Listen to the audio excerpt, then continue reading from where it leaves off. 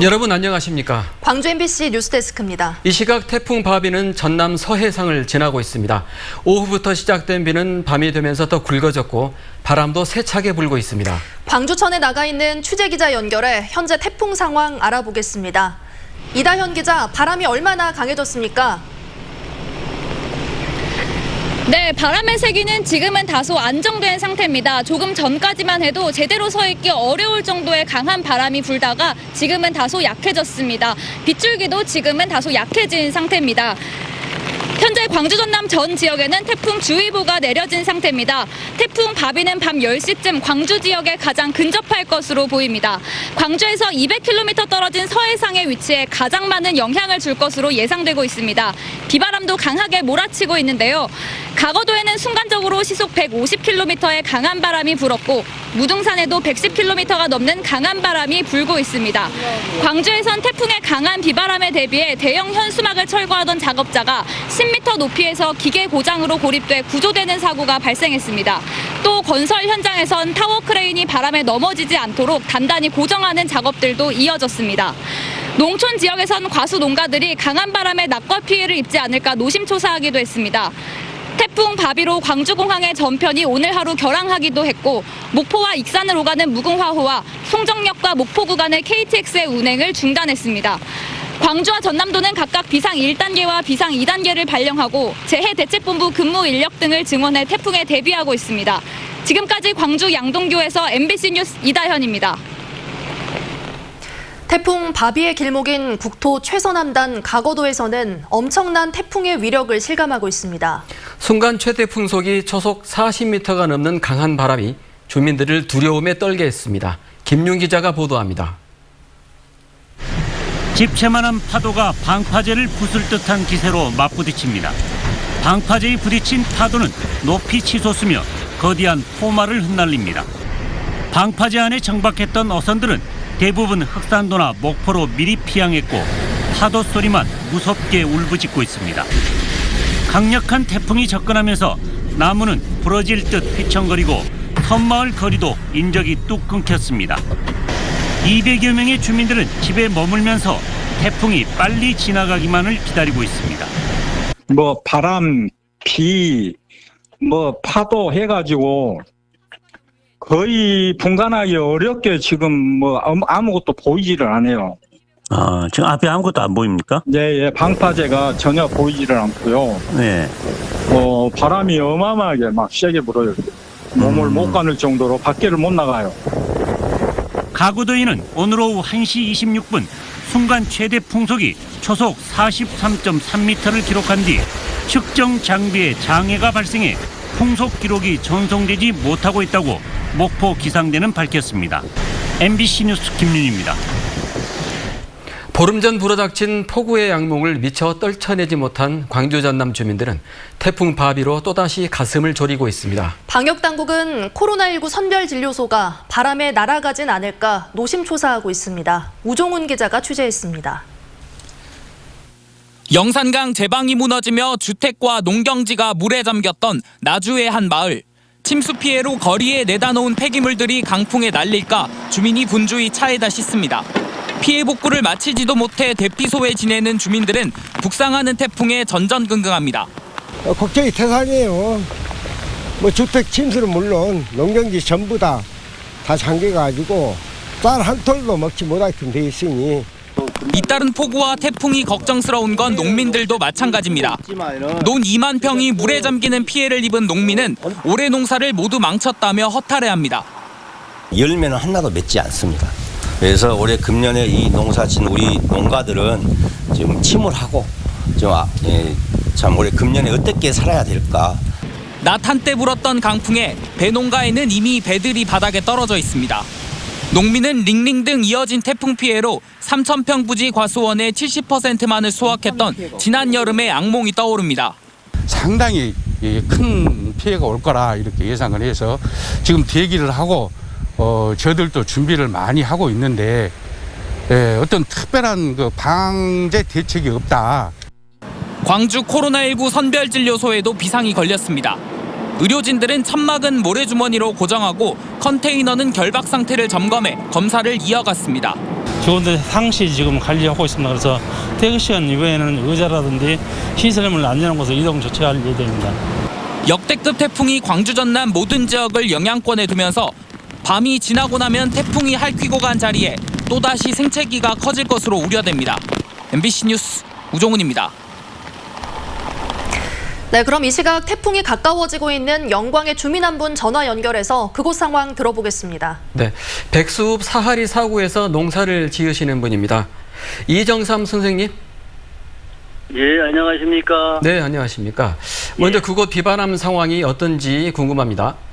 예, 이 현재 시간에는 빗줄기는 조금 누르셨습니다만 태풍 바비가 다가온 것이 체감으로 느껴지고요. 현재도 비가 상당량에 오고 있습니다. 지금 집에 계시는 거죠? 예. 네, 바람 소리가 지금 강한 것만 봐도 이번 태풍 강도가 크다는 걸 알 수가 있는데 지난해 링링과 비교했을 때는 어떤가요? 예, 지난번에 비하고는 좀 비교될 것 같으네요. 네. 일단 비도 많은 양이 올 것 같고 네. 바람도 좀 세게 온다는 매체도 있고요. 여러 가지로 볼 때 더 강할 거라고 생각하고 있습니다. 네, 영광도 이번 장마 때 집중호우로 특별 재난 지역으로 지정이 됐죠. 예. 예, 선생님께서는 어떤 피해를 입으셨습니까? 예, 저 같은 경우는 벼농사를 좀 짓거든요. 네. 벼농사가 12,000평 정도 됩니다. 네. 그 중에서 3,600평 정도가 침수를 했어요. 그리고 대파가 10,000평 중에서 약 30-40% 정도가 폭우피로 인해서 고사하는 피해를 입었습니다. 네.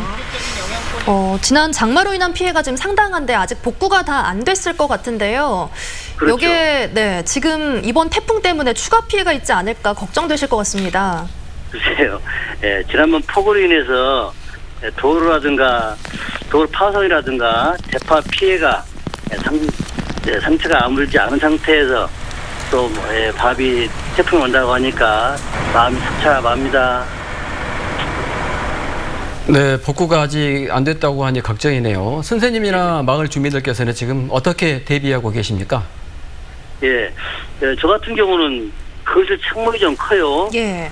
크다 보니까 창문 유리를 테이프로 아침에 붙였고 또 가축을 키우는데 가축의 그 닭장 지붕이 조금 약해서 예. 트랙터 노드로 살짝 눌러서 시찰하고 있습니다. 현재. 예. 네, 알겠습니다. 아무쪼록 대비 잘하셔서 추가 피해 없으시길 바라겠습니다. 오늘 말씀 고맙습니다. 예, 감사합니다.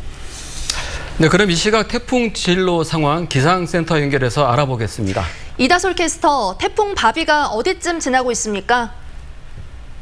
네, 제8호 태풍 바비는 거센 비바람을 몰고 현재 목포 서쪽 해상까지 북상해 있는 상태입니다. 우리 지역 태풍의 고비를 넘기고 있는 상황인데요. 잠시 후 밤 10시면 광주에 최근접할 것으로 예상됩니다. 이후로는 서해상을 지나서 내일 오전이면 백령도에 육상할 것으로 예상되고 있습니다. 현재 레이더 영상 보시면 광주와 전남 모든 지역이 태풍의 직접적인 영향권에 들어있는 가운데 거센 비바람이 몰아치고 있습니다. 광주 전남 모든 지역에서 태풍특보가 발효 중인 상태인데요. 이번 태풍은 특히 바람이 매우 거셉니다. 광주 무등산에서는 순간적으로 초속 33m 안팎의 강한 바람이 불기도 했고요. 신안 가거도에서는 순간적으로 초속 40m가 넘는 매우 강한 바람이 불기도 했습니다. 비도 많이 왔습니다. 특히 남해안 지역을 중심으로 많은 비가 내렸는데요. 많은 곳은 100mm가 넘는 비가 내렸습니다. 우리 지역 태풍의 영향으로 내일까지도 거센 비바람이 계속될 것으로 예상됩니다. 도서 지역은 초속 40에서 60m로 철탑이 휠 수 있을 정도의 매우 강한 바람이 불겠고요. 서해안 지역은 초속 30-40m로 열차가 넘어질 정도의 바람이 예상됩니다. 그 밖에 광주와 전남 지역에서도 초속 20-30m의 바람이 불겠는데요. 지붕과 간판이 날아갈 수 있을 정도입니다. 계속해서 주변에 날아갈 물건이 없는지 대비 잘하셔야겠습니다. 내일까지 예상되는 강수량은 광주와 전남에 전남에서 50에서 150mm고요. 남해안과 지리산 부근은 250mm가 넘는 폭우가 쏟아질 가능성이 있습니다. 태풍의 영향으로 바다의 물결도 매우 거세게 일고 있는 상태인데요. 특히 서해남부 먼바다를 중심으로 최고 10m에 달하는 매우 거센 파도가 일고 있습니다. 높은 파도가 방파제나 해안도로를 넘나들고 있으니까요. 해안 지역에 계신 분들은 더 각별한 주의가 필요하겠습니다. 태풍의 영향으로 내일까지 비가 내리겠고요. 금요일부터 일요일 사이에는 기압골의 영향으로 비가 계속 이어지겠습니다. 날씨 정보였습니다.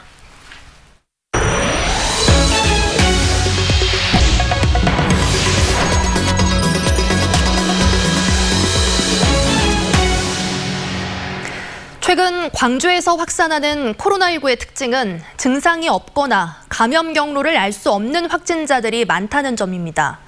나도 모르게 감염될 위험이 높아졌다는 이야기입니다. 보도에 김철원 기자입니다.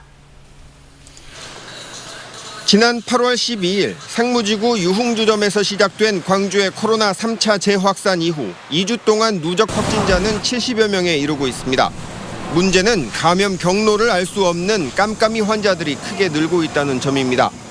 27명의 확진자가 나온 상무지구 유흥주점 관련 최초 감염자인 217번째 확진자와 7명이 나온 학습지 사무실 관련 최초 확진자인 258번째 확진자를 비롯해 이달 들어서만 9명의 감염 고리가 불분명합니다.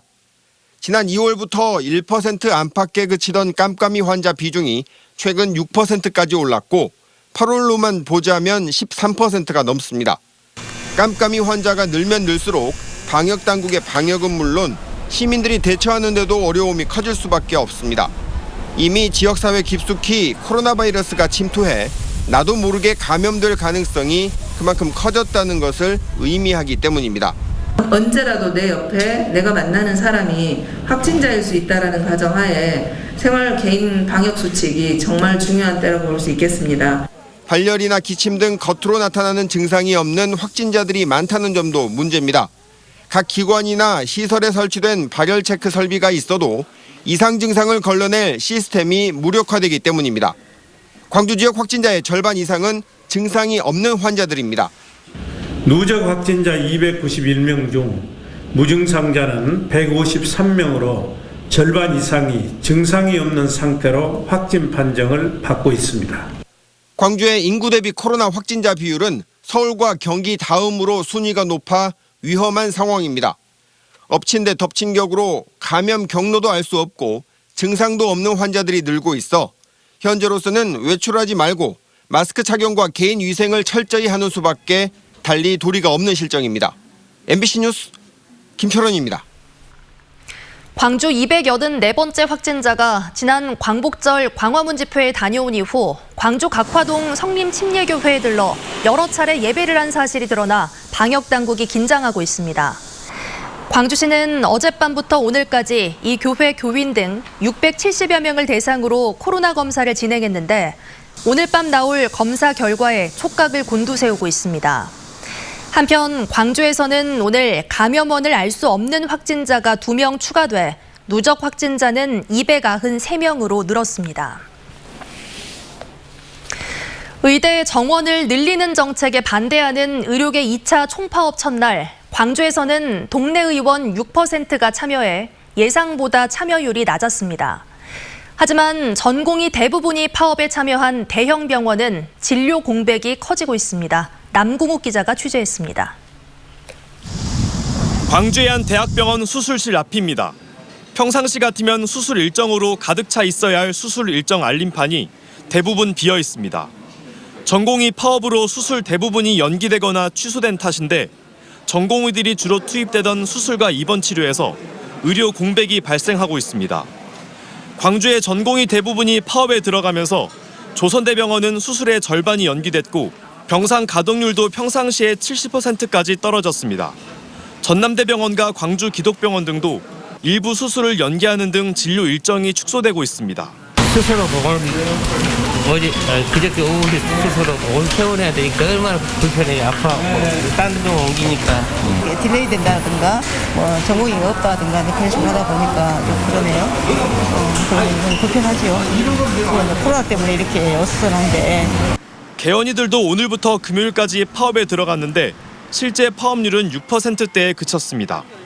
의사협회는 정부가 외과와 산부인과 등 기피과에 대한 유인 정책은 배제한 채 무작정 의사만 늘리려 한다며 파업을 이어갈 방침이라고 밝혔습니다. 올해 소아과 전공의가 1명밖에 안 들어왔어요. 그래서 소아백혈병 환자를 받지 못한다고 합니다. 이런 부분에 대해서는 국가가 단순히 의사 수를 늘려봐야 정부 역시 기존의 의대 정원 증원 정책을 고수하고 있어 진료 공백은 당분간 계속될 것으로 예상되는 가운데 광주시는 개원이의 휴진율이 10%가 넘어가면 업무 개시 명령을 검토할 예정이라고 밝혔습니다. MBC 뉴스 남궁욱입니다.